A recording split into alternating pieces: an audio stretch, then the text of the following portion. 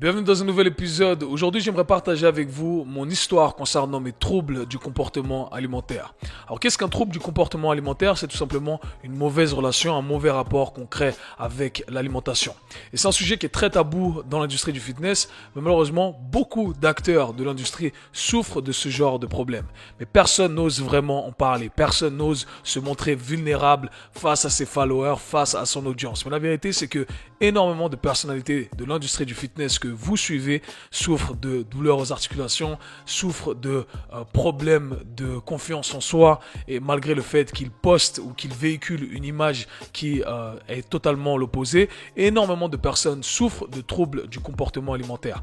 Et selon moi, l'industrie du fitness, elle ne fait que d'alimenter ces problèmes-là. Et souvent, ce sont ces gens-là qui souffrent de ces mêmes problèmes qui continuent à propager cette mauvaise information et cette mauvaise influence. Donc mon but avec ce partage de mon histoire, c'est d'éventuellement pouvoir vous aider et vous montrer qu'on est tous vulnérables, qu'on est tous, on fait tous face à ce genre de problème. Et j'espère que ce qui m'a permis de m'en sortir ou de m'aider quelque part va permettre à quelques-uns d'entre vous ou à des proches éventuellement de sortir de ce même problème.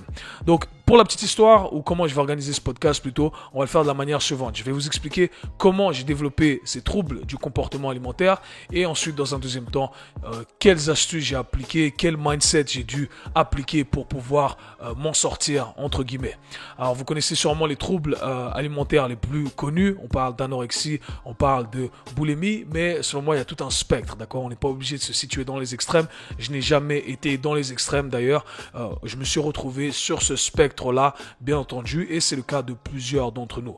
Alors, ce n'est pas parce qu'on n'est pas dans les extrêmes que ce n'est pas grave, ok? C'est tout aussi grave si on se retrouve quelque part dans ce spectre-là et que ça affecte notre vie négativement d'une façon ou d'une autre. Donc, c'est ça qu'il faut garder en tête. Donc, j'aimerais vous dire comment j'ai développé tout ça pour la petite histoire. Moi, ça n'a jamais été une question d'esthétique. Je me suis jamais dit, je suis trop maigre ou je suis trop gros, etc. J'ai envie de perdre du poids. Ça a commencé lorsque je faisais des combats. Donc pour ceux qui savent, j'ai un background en sport de combat. Et lorsqu'on faisait des compétitions avec mes coéquipiers, pour ceux qui sont familiers avec les sports de combat, on doit faire des sèches pour arriver à une certaine catégorie de poids. Et lorsqu'on entamait ces sèches qui étaient très mal encadrées par nos coéquipiers, nos collègues, nos coachs, etc., n'étaient pas calés sur le sujet. Ils ont tout simplement fait comme on a toujours fait. Donc on fait des sèches hardcore. On perd 7 kilos, 10 kilos en 7, 10 jours, c'est énorme. Et pour tout simplement arriver au poids au moment du combat. Et le truc, c'est que moi, j'ai jamais aimé les chocolats, ou du moins, je n'aimais pas avant les chocolats, les pâtisseries, toutes ces sucreries-là. J'ai jamais été élevé avec tout ça. Chez moi, on a toujours bu que de l'eau. Au petit déjeuner, moi, je mangeais du manioc, de l'igname, des trucs comme ça, du truc salé. Et j'ai jamais été vraiment à taper dans les sucreries, même pas pour le 4 heures. J'ai toujours mangé des vrais trucs solides. Et quand j'ai commencé à faire ces sèches extrêmes et à développer justement cette routine de faire tout ça, à chaque fois que je faisais ces pertes de poids, je développais ces envies de vouloir manger tout ce que je pouvais manger, des sucreries, des pâtisseries, des trucs que je n'avais jamais envie de manger auparavant. Et c'était bizarre. Et aujourd'hui, avec un peu plus de connaissances sur le corps humain, pas un peu plus, beaucoup plus de connaissances sur le corps humain, je sais que ça n'a jamais été une question de motivation, ou dans le sens où je me suis dit non, je suis pas motivé là, c'est pour ça que je mange tout ça. Non, ce sont tout simplement des réactions chimiques, des réactions métaboliques qui se passent dans notre corps et on ne peut rien y faire. Et c'est pour ça que je vous dis que la motivation, c'est du bullshit, parce que vous pouvez être motivé comme vous le souhaitez. Si vous ne positionnez pas votre corps dans le bon environnement, s'il n'est pas dans la bonne position pour que vous ayez du succès dans ce que vous entreprenez, malheureusement, ça ne va pas marcher parce que votre corps va réclamer ces choses-là dont vous le privez. Okay? Donc, se mettre dans les situations extrêmes, malheureusement, ça crée des dégâts et ça vous force à aller au-delà de ce que vous pouvez contrôler. Et bien entendu, ce n'est pas dans votre capacité d'y faire quoi que ce soit. Donc, gardez ça en tête. Et donc, pour revenir sur la petite histoire, j'ai développé donc ces envies d'à chaque fois manger des cochonneries, etc. C'est rentré dans ma routine. Donc du coup, j'ai développé ce truc des cheat meals, ok? Donc le week-end, j'ai le droit à un cheat meal. Toute la semaine, je m'entraîne, je vais à la salle, je m'entraîne 3 fois par jour. Et le week-end, je mange tout ce que je peux manger un jour dans la semaine. Et là, c'est voilà, j'ai fall out, je contrôle plus rien, je mange jusqu'à me sentir malade. Et qu'est-ce qui se passe après ça? Eh bien, après ces cheat meals, eh bien le lendemain, qu'est-ce qu'on fait? On s'en veut, on se sent pas bien, donc on se punit. On se punit soit au niveau des entraînements, soit au niveau de l'alimentation, ou encore pire, pour mon cas et pour certains de vous, j'imagine, les deux. On ne mange pas et on s'entraîne comme un fou. Donc on va à la salle de sport avec cette idée de se punir. Je vais à la salle de sport, je dois brûler toutes les calories que j'ai ingérées hier. Et c'est là où on donne tout. On donne tout, on donne tout, on donne tout. Éventuellement, on ne mange pas, on se dit je vais rien manger aujourd'hui. Au final, on ne fait que de creuser ce trou un peu plus profond qui va atteindre notre récupération, qui va atteindre notre progrès, et on développe cette mauvaise relation avec la nourriture et avec les entraînements. Donc c'est vraiment cette spirale infernale. Et du coup, j'aimerais développer un peu plus sur l'aspect, la relation qu'on développe avec la nourriture, la relation qu'on développe avec les aliments. À force de faire ces régimes hardcore, eh bien ce qui s'est passé, c'est que j'étais pas calé sur l'aspect nutritif il y a 10 ans, 11 ans de cela. Eh bien ce que je faisais, c'est que je consommais ce qui était dit comme étant les aliments bons, et j'enlevais les aliments qui n'étaient pas bons. Donc tous les mythes de l'industrie du fitness, de la santé, de la nutrition. Les glucides ne sont pas bons, les sucres ce n'est pas bon, les féculents ce n'est pas bon, ça c'est bon, ça ce n'est pas bon, ça c'est bon, ça ce n'est pas bon. Et du coup, on développe justement cette mauvaise relation avec la nourriture parce que on crée certaines connotations avec les aliments en les mettant dans des catégories, dans des cases. Et qu'est-ce qui se passe à ce moment-là? Eh bien, on développe aussi cette mentalité que j'appelle la mentalité du tout ou rien. Alors, on fait tout bien, on mange que les aliments qui sont dans la catégorie ça, ce sont les bons aliments. Et le jour où on déconne un petit peu, c'est-à-dire qu'on va piocher un petit peu dans la catégorie de ça, c'est pas bon. Ah, fuck, j'ai déconné, maintenant je vais manger tout ce que je peux manger parce que hey, de toute façon, voilà, j'ai déjà foiré, donc je vais manger tout ce qu'il y a devant moi, je vais manger tout ce qu'il y a dans la catégorie du pas bon. Et on développe cette frustration, on va à la salle, on se punit, etc. Donc vous voyez qu'on développe vraiment cette mauvaise relation avec la nourriture en catégorisant ces aliments comme étant des aliments bons et des aliments pas bons. Et ce qui s'est passé aussi en développant tout ça, ben, ça a commencé à affecter l'image que j'avais de moi-même. C'est-à-dire que je me regardais dans la classe, j'ai toujours été relativement fit, j'ai fait du sport toute ma vie, à haut niveau également. Quand on s'entraîne 3 fois dans la semaine, quoi qu'il arrive, on est 3 fois par jour, on est relativement fit, ok.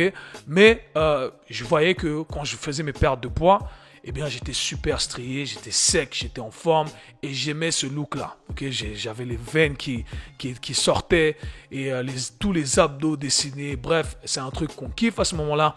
On s'aime dans le miroir, même si à l'intérieur, ça ne va pas bien. Il y a plein d'autres aspects qui ne vont pas bien. On ne dort pas aussi bien, sa libido n'est pas au top, etc., etc. Mais du coup, à chaque fois qu'on va on reste dans cette routine justement de manger des aliments bien, uniquement cheat meal, etc. On voit son corps changer rapidement également. Donc lorsqu'on fait un faux pas, notre corps n'a plus la capacité de consommer ces aliments au final qui sont peut-être riches en sel, riches en glucides. On a coupé complètement les glucides et on se voit tout d'un coup gonfler. Okay? Donc on voit que notre corps gonfle le lendemain comme si on fait beaucoup de rétention d'eau, etc.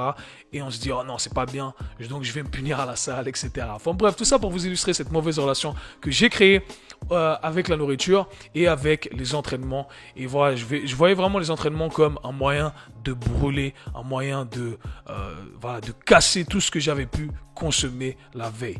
Et ça vraiment c'est un cercle vicieux et ça m'a causé vraiment pas mal de problèmes. En plus du stress causé par cette relation avec la nourriture et les entraînements, avec le stress externe, j'ai développé également des soucis au niveau de mon système digestif, au niveau de mon appareil digestif.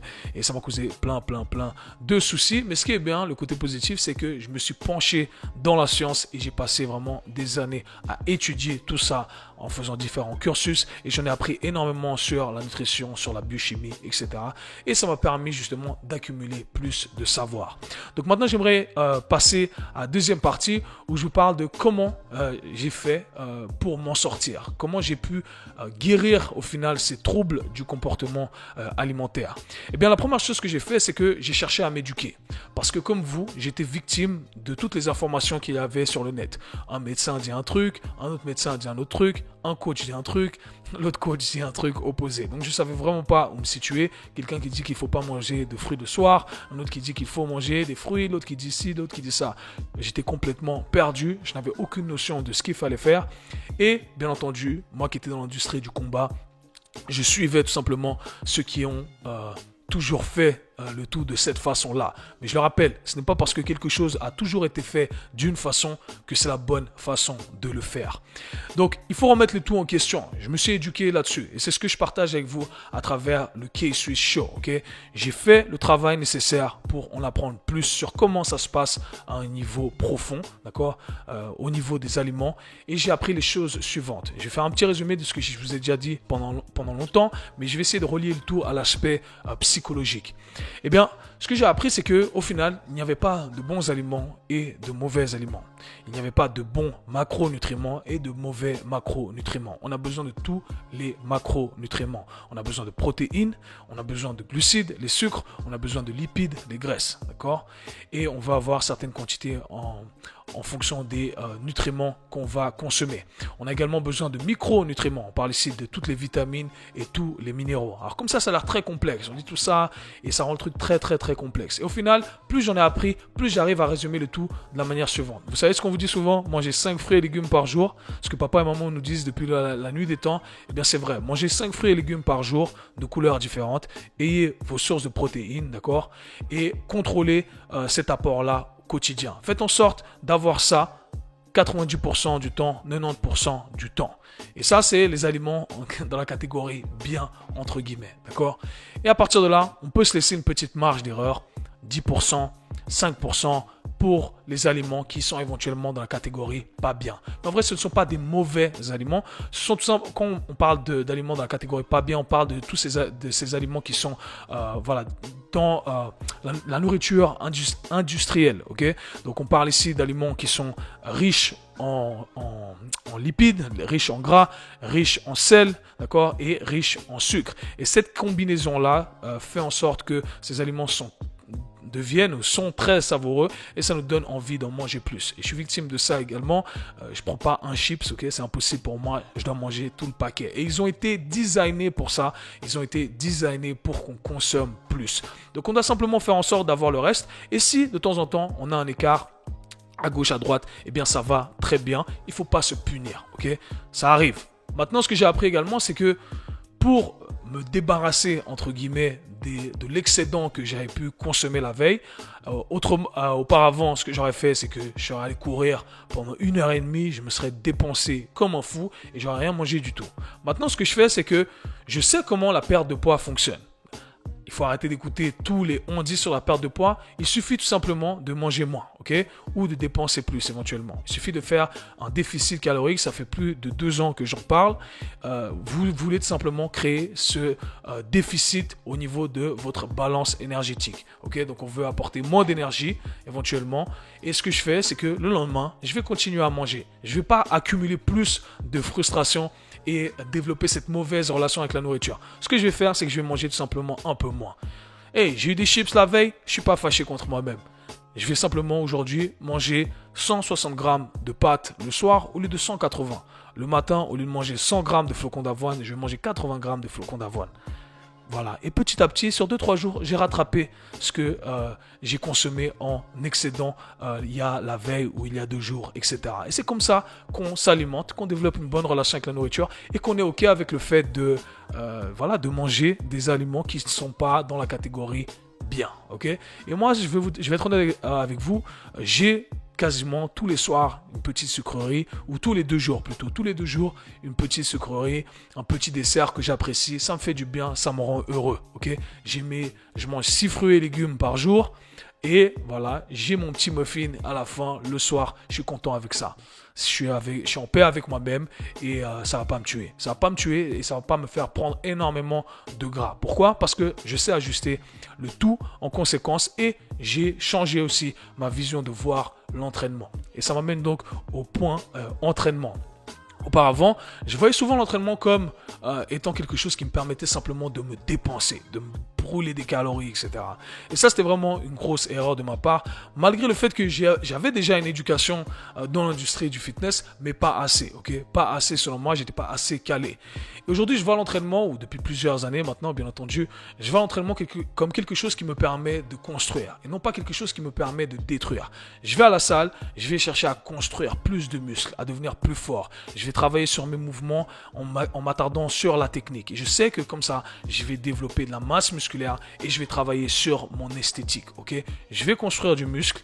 Et ce que j'aime bien dire, pour ceux qui font le programme Mentorship, vous le savez dans la section biochimie, je dis souvent que les muscles sont des poches pour les sucres, sont des poches pour les glucides. On peut stocker c'est le glycogène dans nos muscles. Donc plus on a de muscles, plus on agrandit ces poches pour stocker les glucides. Donc éventuellement, on peut consommer plus de glucides. Et les muscles également, eh bien, si vous avez plus de muscles, vous avez une dépense énergétique qui augmente également. Donc, hey, j'ai plein de bénéfices à construire plus de muscles. J'ai un meilleur look et en plus, je peux consommer plus de nourriture. Donc, hey, c'est pas le meilleur des mondes, tout ça. Donc, bien entendu, vous n'allez pas devenir Schwarzenegger du jour au lendemain. Ne vous inquiétez pas. Ne vous inquiétez pas. Mais juste changer ce mindset et se dire maintenant, je vais construire du muscle et ça va être bénéfique pour moi sur tous les aspects. Franchement, ça a été un game changer pour moi, donc je vous invite vraiment à l'appliquer.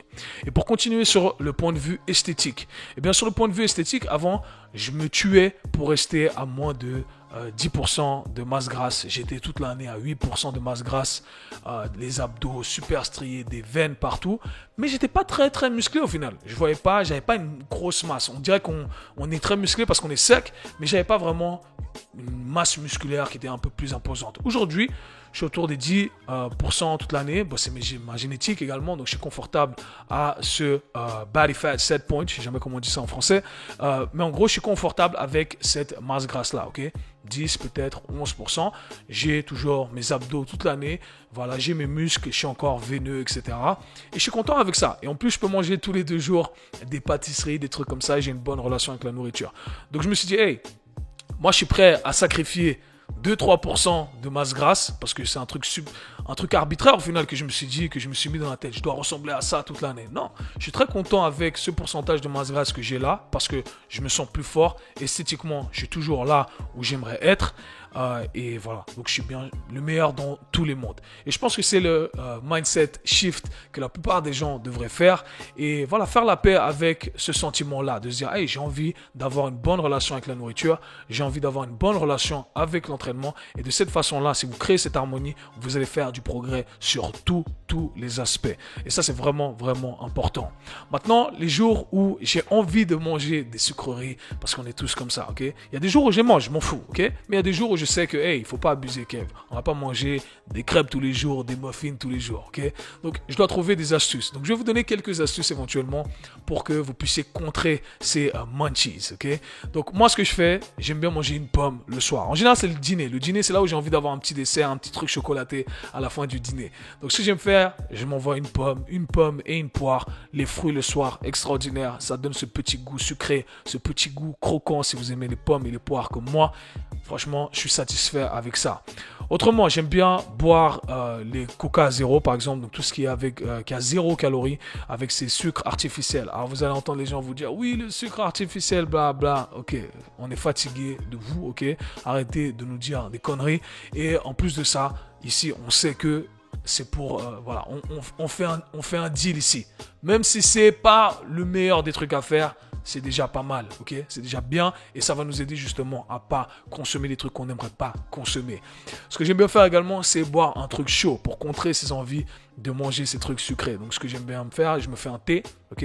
Je me fais un thé, je rajoute du citron, ça donne ce petit goût un peu acide et je rajoute un petit peu de miel, ça rajoute le petit goût sucré, ok? Et là, encore une fois, j'ai ce petit goût sucré, ça calme le tout et voilà, ce sont mes petites astuces que vous pouvez appliquer. Ça permet de calmer un peu la frustration qu'on peut accumuler éventuellement. Et si vous êtes dans une quête de perte de poids, ça va vraiment vous aider. Il faut trouver quelques tricks, si vous voulez, pour que votre cerveau se dise ah ok, j'ai eu mon petit apport aujourd'hui. Ce que j'aime bien faire également pour la dernière petite astuce, c'est que le matin je me fais mes flocons d'avoine et je rajoute de la protéine au chocolat. Ok, donc flocons d'avoine avec de l'eau, protéines au chocolat et je rajoute quelques cornflakes sans gluten pour moi parce que je digère pas ça très bien. Donc comme ça j'ai le petit goût croquant, j'ai le petit goût chocolaté et je sais que j'ai déjà eu mon petit truc au chocolat, mais c'est un truc protéiné. Et voilà. Et c'est ça. C'est comme ça que j'arrive à tenir la route sur le long terme. Donc j'espère que ces petites astuces vont pouvoir vous aider. Si vous en avez quelques-unes à partager avec nous, laissez-les dans les commentaires. Ça me ferait plaisir de voir le tout. Éventuellement, vous allez pouvoir aider d'autres personnes. Donc j'espère que ce podcast vous aura aidé. Si c'est le cas, partagez-le également avec vos amis, votre communauté, parce qu'il y a énormément de personnes qui souffrent de ces troubles de l'alimentation. Et croyez-moi, on veut en aider un maximum. Dans tous les cas, nous, on se parle très bientôt. Peace.